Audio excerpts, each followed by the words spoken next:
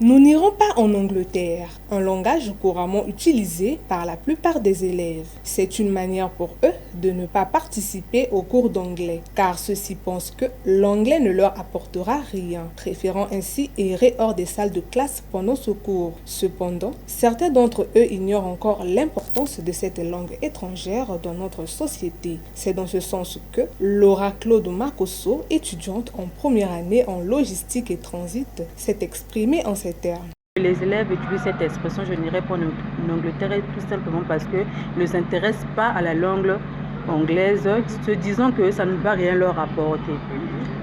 Tandis que dans les lycées, les élèves préfèrent sécher les cours d'anglais en se disant que ça ne va rien leur apporter. Selon moi, la langue anglaise est très facultative. Pourquoi?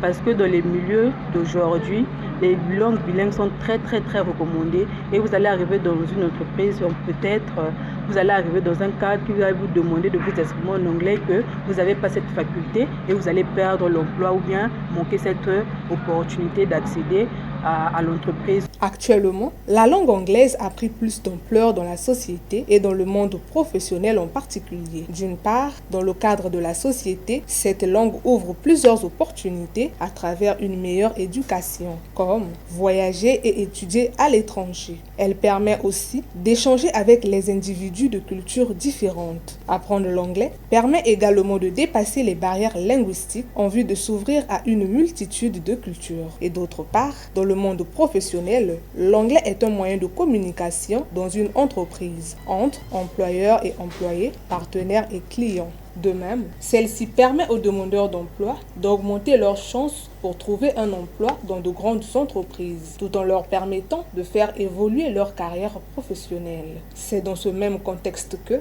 M. Maurice Gisèle Milandou, formateur d'anglais, a exhorté la population à aimer la langue anglaise. Dans le monde professionnel, si vous n'avez pas assez d'expérience dans la langue anglaise, ça sera difficile d'être embauché.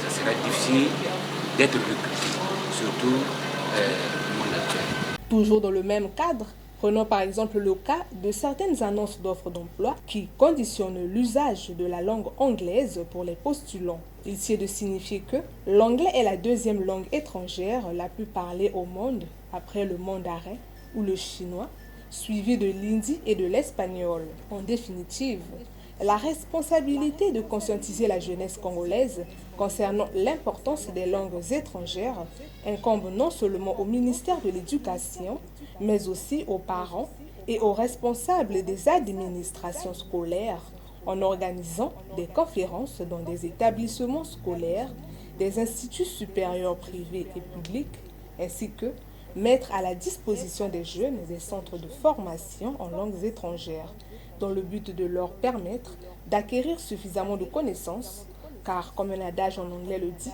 work is the key to success, c'est-à-dire le travail est la clé de la réussite.